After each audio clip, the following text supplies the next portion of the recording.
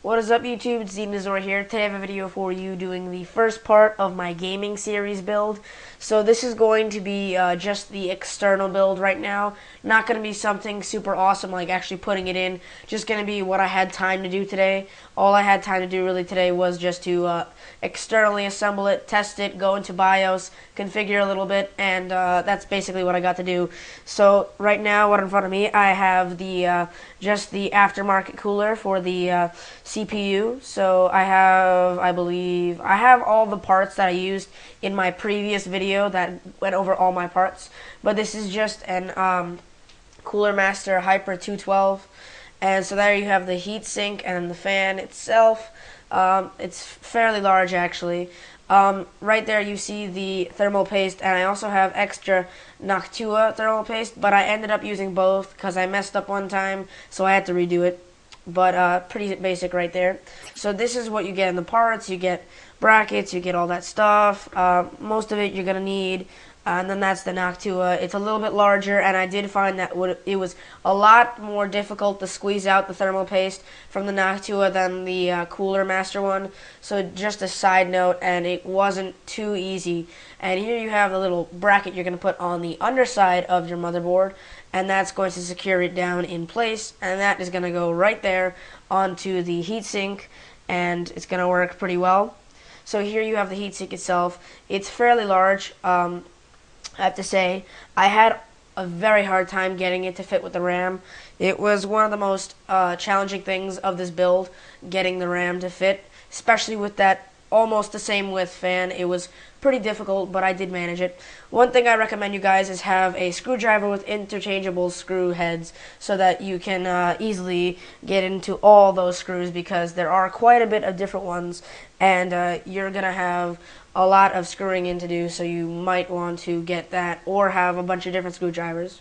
So I sped this up for you guys because I did have to turn a little bit, tweak it, because it wasn't coming out the way I wanted it to. Sure, I got it to fit, but I just didn't want it to come out that way. And there you see the head of someone, and no, that's not me, that's my dad, because he was helping.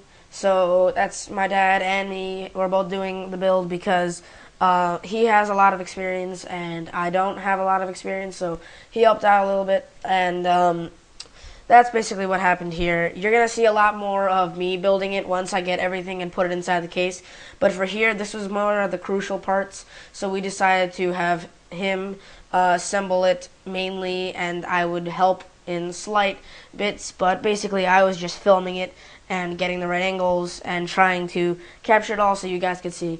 So screwing it in, we have those little screws that come in and they're secured on the back, and it's a tedious process, I have to say.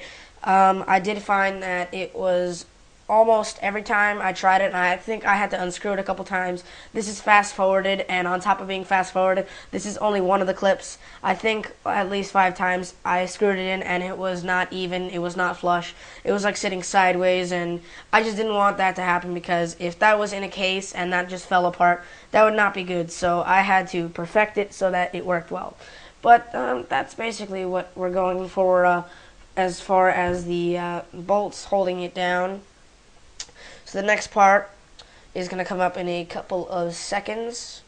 And right here, the Noctua, we're going to be applying the thermal paste. This, as I said, was not too easy because it just felt really dense. So I don't recommend you guys buy just this specific one. I bought it not knowing it would be this difficult, but it was extremely difficult. And it's not that I was applying little force, it's just that it just doesn't come out easily. So I had to cope with that. I had to squeeze it really hard, and it wasn't that good of a process. It wasn't as fluid as the Cooler Master 1, so that's just something to consider. Plus the fact that the Cooler Master 1 comes with the actual cooler. The only reason I had to use the Noctua one was because I screwed it up and the heat levels are off. So that's why I had to do it. So there you see me mounting it, or rather my dad mounting it, but I guess I helped out eventually. And then we're going to screw it in, and this is a pretty easy part. Just one thing to remember is that you might want to do opposite sides, so diagonally. That's kind of like a rule of thumb. Do opposite sides first, and that is usually something you want to do when you're building a computer. And this is also sped up. I think it was sped up at least. And it's basically how it goes. And at the end of the day, it's not coming loose, so don't tighten it too tight. Just tighten it to the right level so that it stays in. If you tighten it too tight, it might also bring off some other bolts with it if you try to loosen it. So then this was the part where we attach the RAM. This is fast forwarded. I know I'm getting the wrong angle, but I do flip it around eventually. So this is the RAM, and you can kind of see the sights down it. The sights are why it's called the sniper RAM. So it's kind of like a sight, some aesthetic looks. One thing I have to say about that is that it's not too easy to fit a large cooler next to those, especially because I'm using all 4 RAM slots. I utilized all my RAM. I have 16 gigs in here. This thing is going to fly like a beast, but it's not going to, it wasn't easy to get the fan in because of that. So when you consider buying your RAM, make sure it's going to suit your needs, because if you have a large fan cooler like I did, you might have to make some compromises, like spending a lot of time, more time than necessary, on applying it. So I had to spend an extra 20 minutes figuring out how to do this, but that's what it looks like. I mean, aesthetically, it looks awesome, and if I were to open up my case, people would probably compliment it. But for everyday use, regular RAM is fine. You don't need anything tricked out like what I did. I just got it because it was on a nice deal, but it was pretty nice, so I got it anyway. And the sniper logo and the sniper sights definitely do make it look pretty cool. So over here, we have everything finished. There you can see that there is some gap, and that is before I added the fan. So I'm just showing you guys what it looks like before you add the fan, and there's very limited room. That is actually less room than the fan is, considering the width of it. So I had to bend the RAM a little bit, and then it did work eventually, but it is a very tight fit when you think about it. And right there, this looks actually pretty good. Looks pretty clean because there are basically no cables, but off the bat, it looks pretty clean already. So then this is how the fan will go on. So I found that it almost required every time 2 people, because it has little finger hooks that you have to pull out, and there are 4 of them, and they're kind of hard to grip because I have small hands, so they're kind of hard to grip all together, but it's not too bad when you have 2 people, and then you can just shift it down, and that's how I was able to get it to fit. Now it is slightly raised, but it does fit, and that is just cable management. So here you see this is the graphics card. This is the 5960 from AMD, the ATI Radeon, and this is the Sapphire version. This is just the one I got off Newegg. As I said, I do have all the lists of the parts and the links and all that in my other video, so if you guys want, some people already asked me this today, and I uploaded the video today, but if you want, you can go check those out. One person even purchased that already after I told them about it, so that's how it's going to work. And that's the Radeon HD 6950. So I didn't show you guys mounting it because my head was in the way the whole time, and I couldn't really mount it any other way. So you see the 4 ports. You got the DP, the HDMI, the DVI, and the VGA, and those will all allow you to have high quality video imaging, all that stuff. I don't even know what I'm saying, but that will just allow you to utilize all the ports. I'm most likely going to end up using DVI and HDMI, so to have my 2 screens and then possibly a 3rd screen. So this is the Seasonic 750 watt modular power supply. I don't need something like 1,000 watts because I'm building a gaming machine, but I'm not building like a super outgoing gaming machine. And here are all the parts, all the stuff that's inside of it. And while I'm unboxing it, I do want to show you guys that, tell you guys that I did buy all my parts on Black Friday. So if you guys are wondering how I was able to afford this, considering the fact that I'm a kid, I didn't actually afford this. I wouldn't have been able to afford this if it was not Black Friday, because Black Friday took hundreds of dollars off this. Something that would be like $16,000. I mean $1.6 thousand, so $1,600. Only cost me around $1,200, and I do have a bunch of rebates that I still have to send in. But really, that was an awesome deal. So here you see a ton of cables. Like, this is just a bunch of cables. Yeah, so this is a pretty decked out power supply, they give you a bag. They give you like bags for everything. I'd say that's a really, really nice. You got like some kind of gold look to it. I really like it. I have to compliment them on that because that was some nice finishing touches on it. And there you see my floor, but in a couple of seconds you'll see what is in the rest of the box.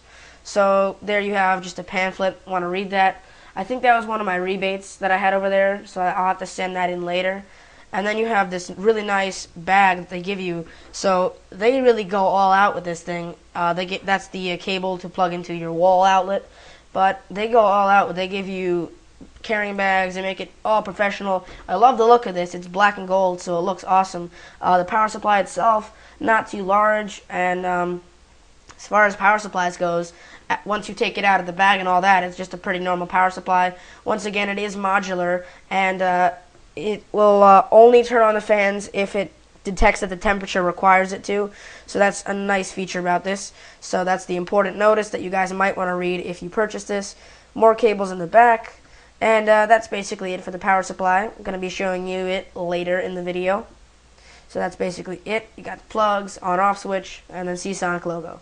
So here we have me connecting all of the cables from the power supply to all the stuff on the motherboard. So plugging that one over there into the motherboard, and then the ones I already plugged in the ones to the graphics card, but I just plugged that. I did this a little reverse. I plugged it into the graphics card first, then plugged it into the power supply, and here all the way in the back of the motherboard, plugging this one in, and then that's going all the way back here. So this is what it looks like, an external build. This is what the external build looks like. It's fairly small. It's going to be a lot of room left once I put it in the case. As you can see there, that's mounted all nice and well. The cables are fairly large, but I'll do some cable management once I put it in the case. So there you see the basically every component I'm going to be using. This is mainly the brains of my whole operation inside my computer. So then I'm going to be plugging in my mouse and my keyboard so that once I get into the BIOS interface, I can just use them as I would. And here you have the power supply. I'm going to plug in the connector. So this is going to go to my wall now. And now it has power. Flip up the switch. There are no indicators on the power supply, but you can click the power button on my specific motherboard, and then that will light up, and now you see the screen. And this is going to go into BIOS. So click F1, run setup. We're going to go into BIOS, and this should be pretty easy from then on. So 45 degrees Celsius, 44. I think that's a little bit high, so I'm going to have to work on what was happening on my computer. And like 20-something degrees of the system itself. So the BIOS is a pretty nice interface, I have to say. MSI did a good job on that BIOS. So this is like Click BIOS 2 or whatever. So while I'm doing this, I'll go ahead and take the time to explain to you guys what is going to be happening for future builds. So once I am done assembling this, I am going to release all my other videos. Unfortunately, after Monday, today is Saturday the 21st, but unfortunately after Monday of this week, I won't be able to build anything until Friday because I'm going to have a really tight schedule, and then after that I will resume building. So this is basically what you're getting for the week. You guys can go check this out. I'd say this is a pretty good tutorial. You guys can learn a lot from this. You guys probably learned a lot on how to mount stuff. Hopefully you did at least. So there you see my temperatures. But that's basically what I'm going to be doing for this week. I'd say you can expect at least 2 more parts of this series. One of those is going to be putting it in the case, and then one of them is going to be software. So with that, guys, please rate, comment, and subscribe. Go check out my other videos. Go check out my parts. And peace.